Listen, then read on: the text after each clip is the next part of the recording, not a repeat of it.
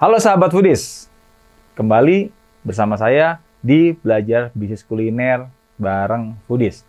Hari ini kita akan membahas tentang 7 kemampuan operasional yang harus dimiliki oleh business owner.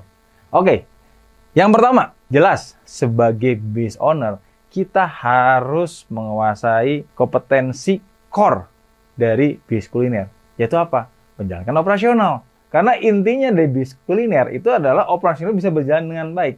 Jadi hal pertama yang teman-teman owner harus miliki kemampuannya adalah bagaimana membuat perencanaan operasional, bagaimana melakukan eksekusi operasional, dan bagaimana melakukan kontrol terhadap semua perencanaan operasional yang teman-teman sudah buat. Itu yang pertama. Yang kedua, mampu mengidentifikasikan sumber penjualan dari bisnis yang dijalankan dan juga memahami sebenarnya struktur biaya yang ada itu apa saja. Ya. Jadi kita harus tahu nih, kalau kita punya sales 1 bulan 30 juta, ini dari mana aja nih? Apakah dine-in, apakah dari take away, apakah ada nasi box contoh ya seperti itu. Sehingga kita bisa secara pasti mengetahui kekuatan kita untuk sales itu apa. Ya. Dan kita ingin meningkatkan performa dari salesnya, kita akan fokusnya ke resources atau sumber daya atau revenue stream yang mana. Apakah kita mau push di dine-in-nya? Artinya, ya kalau kita mau push di dine-in, ya influencer-influencer kita pakai tuh untuk datangin traffic datang ke outlet kita. Ya. Konsekuensinya adalah apa? Konsekuensinya berarti tim lapangan harus ready. Tapi kalau ternyata nih kekuatan kita itu ada di nasi box, ya kita butuh tim sales khusus untuk datang ke outlet, ke kantor-kantor atau ke instansi-instansi atau ke komunitas untuk cari order nasi box. Jadi kita harus tahu nih sebenarnya kekuatan dari sales kita di mana dan perkuat di sana. Nah, selain itu kita tahu juga pos-pos yang harus kita keluarkan itu apa saja di bisnis kuliner. Ya, kita harus paham nih bahwa COGS atau biaya produksi itu adalah biasanya memiliki kontribusi terbesar dari semua biaya yang kita keluarkan di bisnis kuliner. Sehingga kita secara pasti akan fokus di sana melakukan pembenahan dan ngejagain tuh. Jangan sampai tadi jebol tuh di bagian COGS. Berapa biaya operasional untuk SDM, berapa untuk rumah tangga, dan untuk biaya marketing dan back office. Itu apa aja komponen-komponen detailnya, kita harus tahu. Sehingga nanti jika terjadi over expense atau pengeluaran yang berlebihan, kita langsung bisa mengidentifikasi penyebabnya apa ya dari bagian pos biaya yang mana seperti itu. Nah, yang ketiga, kita harus mampu juga berkomunikasi secara efektif dan efisien dalam organisasi. Jadi pasti banyak hal ya yang harus kita komunikasikan di dalam organisasi kita.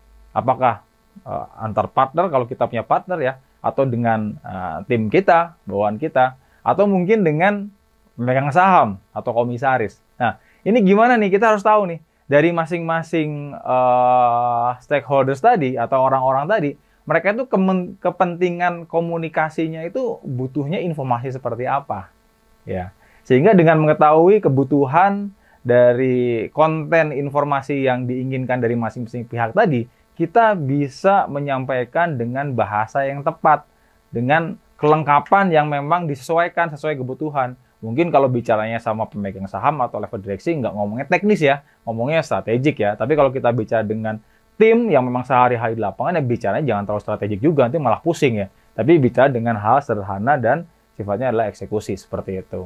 Dan juga selain efektif, juga harus efisien. Jadi jangan bertele-tele nih. Obrolan yang bisa diomongin 5 menit, 1 jam baru beres. Ya capek juga nungguin kita ngomong tiap hari panjang lebar sampai berjam-jam. Jadi pastikan kita bisa memiliki kemampuan untuk berkomunikasi secara efektif dan efisien.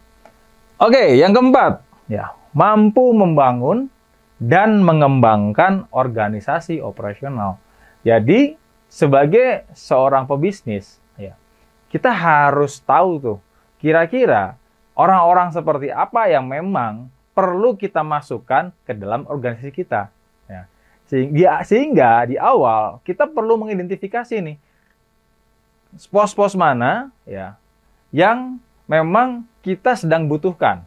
Ya, kompetensi seperti apa yang kita butuhkan di pos tersebut, dan goalnya apa yang harus dipenuhi oleh setiap pos atau bagian atau divisi dalam organisasi kita. Nah, ketika kita sudah mengetahui secara pasti goalnya dan kualifikasi yang dibutuhkan, barulah kita melakukan proses rekrutmen.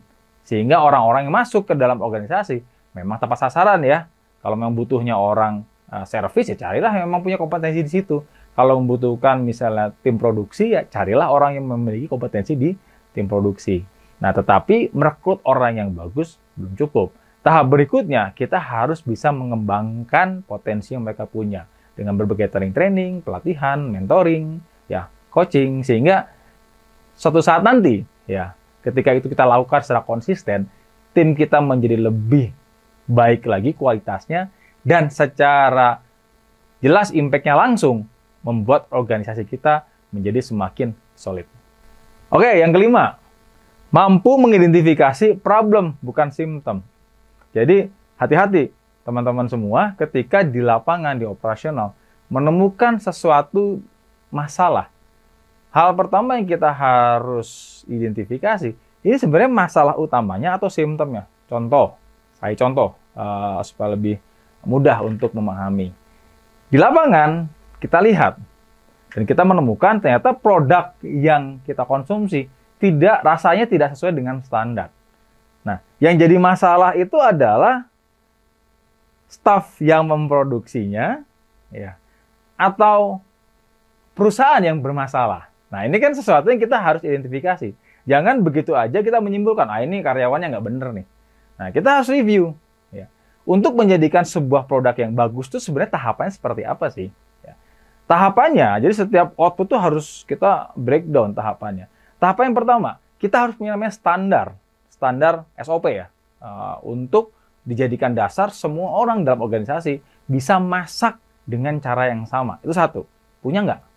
Nah, yang kedua, ya, setelah punya SOP, tahap kedua adalah SOP tadi harus ditrainingkan dengan cara yang benar. Jadi metode trainingnya seperti apa? Jadi punya SOP lengkap, kalau tidak ditrainingkan ya staff kita atau karyawan kita nggak ada yang ngerti gimana jalanin SOP. Oke, itu yang kedua. Yang ketiga, setelah ditrainingkan dengan cara yang benar, ada nggak mentoring ya di lapangan untuk memastikan ketika setelah di kelas, di lapangan itu mereka bekerja dengan benar atau enggak. Nah, kalau misalnya ada yang nggak benar di lapangannya, ya kita harus lakukan terus pembenahan ya, sehingga membuat mereka akhirnya menjadi paham. Nah, sudah mereka menguasai bagaimana sistem kontrolnya. Ada nggak sistem kontrol yang kita set di lapangan, di mana sistem kontrol itu bertujuan memonitor setiap pekerjaan dari tim kita. Nah, kita review tuh satu persatu. Nah, kalau ternyata memang semuanya terpenuhi dan sudah bagus, ya ini problem adalah SDM-nya. Tapi kalau misalnya ternyata SOP-nya kita nggak ada, orang trainingnya juga nggak punya metode training yang efektif, atau kita nggak punya sistem kontrol, yang salah ya bukan SDM-nya, yang salah adalah perusahaan. Kenapa? Karena tidak membuat sistem yang sistematis yang memastikan produk itu bisa keluar dari dapur dengan kualitas terbaik. Jadi kita harus review nih, jika ada masalah, apakah ini simptom, apakah itu problem, ya. Sehingga ketika kita melakukan pembenahan, ya, pembenahannya nggak firefighting. Contoh misalnya kasus yang tadi, yang masalah sistemnya, sistem training nggak oke, SOP nggak oke. Kita judging nih, pokoknya ini karyawannya nggak benar, kita ganti karyawan baru. Selama sistemnya nggak dibenahin, pasti akan salah terus, nggak akan pernah benar tuh. Yang namanya produk yang bagus itu harusnya seperti apa. Tapi kalau kita benahin sistemnya, ya siapapun yang masuk kemudian hari, atau bahkan karyawan yang hari ini berkesalahan, tentunya akan menjadi bagus dan output kualitas produknya sesuai dengan yang kita inginkan. Oke, dan yang keenam, ya, sebagai seorang business owner, kita harus mampu menguasai SOP operasional. Kenapa harus kita menguasai SOP operasional? Karena sebagai leader, tugas kita adalah melakukan kontrol. Nah, bagaimana kita bisa mengontrol tim kita kalau kita nggak ngerti apa yang dikontrol? Bagaimana kita bisa mengetahui benar atau salah kalau kita nggak ngerti bagaimana prosedur cara bekerja yang baik itu harusnya seperti apa? Jadi sebagai leader, kita harus mengetahui semua proses teknis yang ada di lapangan, terutama untuk hal-hal sifatnya strategik ya. Sehingga nanti Ya. Ketika kita melakukan fungsi controlling, monitoring, mentoring, coaching, ya, dan evaluasi di lapangan, kita itu melakukan semua hal tadi dengan dasar yang jelas, dengan knowledge dan pemahaman yang 360 derajat, ya. Sehingga fokusnya adalah dengan semua finding-finding atau temuan-temuan di lapangan itu bagaimana mencari solusi dan membuat segala sesuatu di lapangan menjadi lebih baik lagi.